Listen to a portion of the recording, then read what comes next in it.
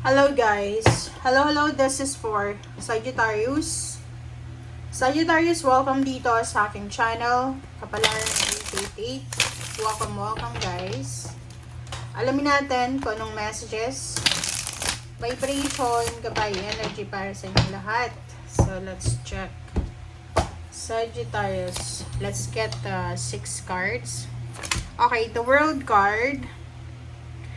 9 of Wands, King of Wands, nako. 7 of Wands, puro to energy mo ha. Knight of Pentacles.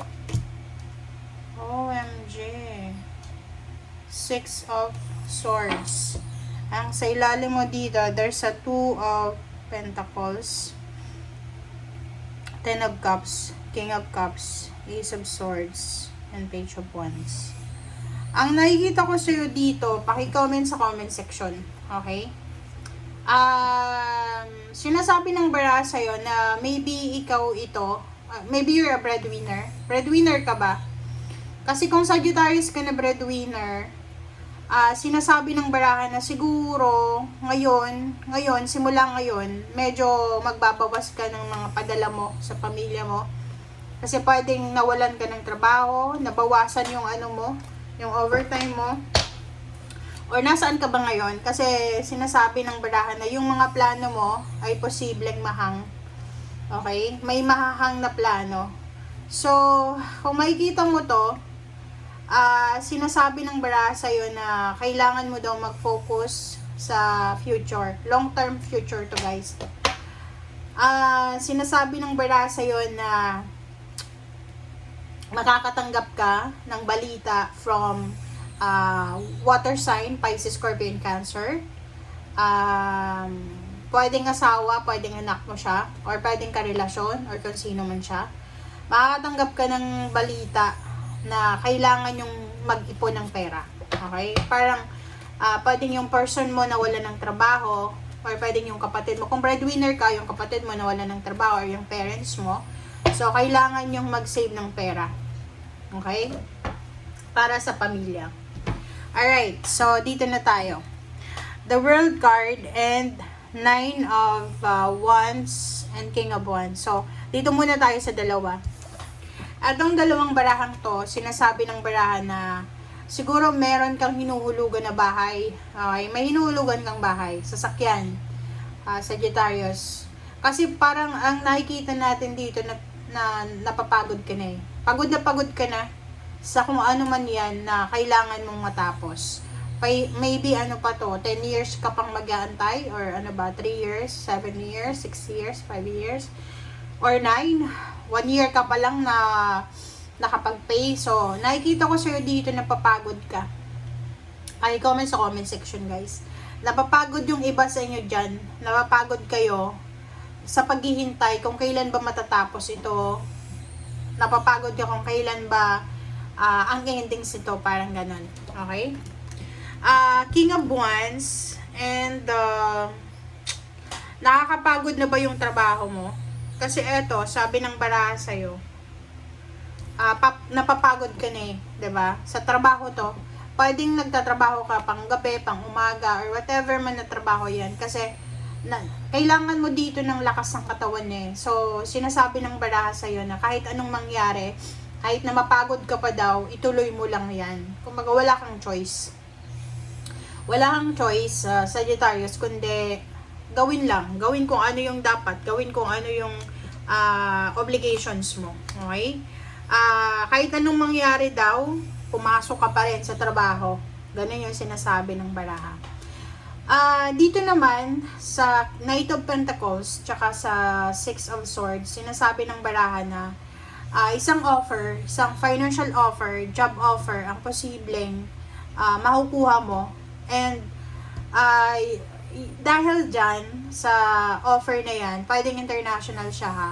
Pwedeng nag-a-apply ka sa ibang bansa. And kung tatanggapin mo yung offer na to, pwede mong madala ang buong pamilya mo. Or another, sinasabi ng baraha sa'yo na isang opportunity, isang financial opportunity ang posibleng darating sa'yo na pwedeng makatulong sa'yo and the rest ng family mo. Pero, kailangan mong umalis, kailangan mong lumipat, kailangan mong ma-assign sa ibang lugar, kailangan mong mag-travel, kailangan mong malayo sa pamilya mo. Parang ganun. Okay? So, let's verify.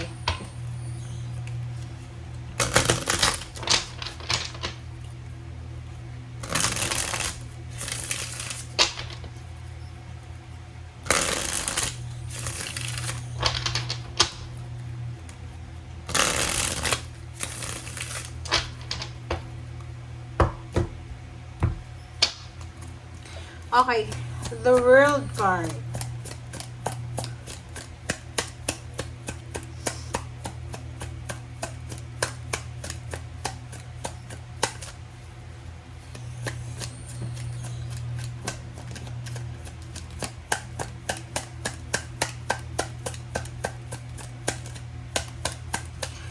Meron din dito na Sagittarius na parang nahihirapan na siya sa trabaho niya. So, magde-decision siguro siyang mag-resign. Kaso lang yun na nga, marami kang bills na kailangan bayaran. Decision making talaga to. 'Di ba? Nakita nyo guys.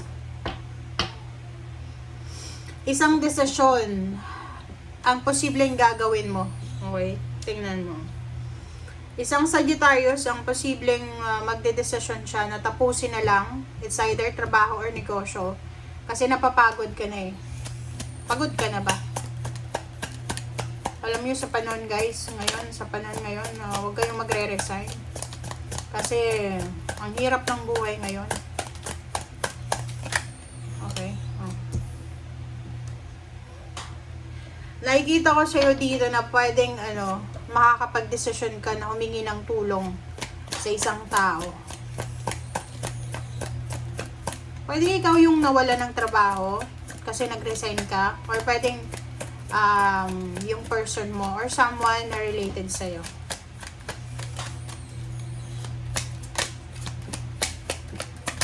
Okay, the devil, Wag daw. Sabi ko na sa'yo kanina pa. Wag kang magre-resign.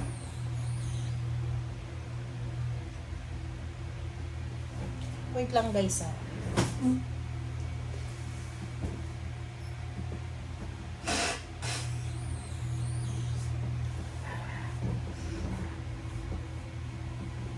So, sabi sa'yo dito ng the devil na to,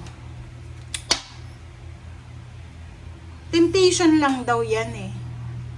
Siguro kung nasa Pilipinas ka or nasa Middle East ka, dala lang yan siguro ng stress. So, as much as possible, magpahinga kayo. Huwag kayong magre-resign guys. Yun yung sinasabi ng baraha mo eh. Walang dapat na resignation na gagawin. Okay? Isipin mo ang dami mong obligations kung breadwinner ka, kailangan mo magpahinga Huwag kang susuko. Reverse daw eh. Parang hindi ka talaga masaya. Hindi ka masaya. Hindi ka masaya sa nangyayari sa'yo sa ngayon. Na-stress ka ba? Di-depress or whatever. Napapagod. Pagod eh. Yun yung nakikita natin. Masama yung pakiramdam mo. Parang ayaw mo nang kumilos. Nahirapan ka na.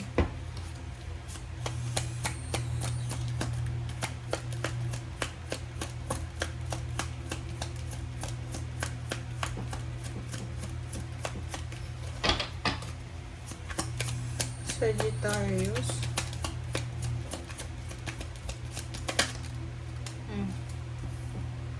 Nakikita ko sa'yo dito, merong Sagittarius na nag-aantay ka ng nag-aantay ka ng promotion. It's either nag-aantay ka ng promotion doon sa mga Sagittarius na nasa Pilipinas, na nag-aantay ka ng visa papunta sa ibang bansa.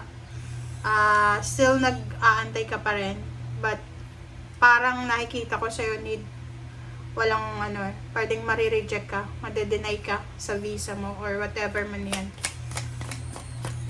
Or pwedeng humingi ka ng tulong and now pwedeng hindi siya, walang tulong na darating. Parang ganun. Kailangan mo daw dito ng malaking halagang pera. Nag-aantay ka eh, diba? Parang sinasabi ng barahan na kailangan mo daw na mag-ipon ng malaking halagang pera kung gusto mong mag-migrate sa ibang bansa. Pero once na naka-migrate ka na sa ibang bansa, makagkakaroon ka ng opportunities na may babalik naman kung magkano yung pera na ginastos mo. Okay? So, yun guys ang sinasabi ng baraha sa'yo. Thank you for watching, Sagittarius. Bye!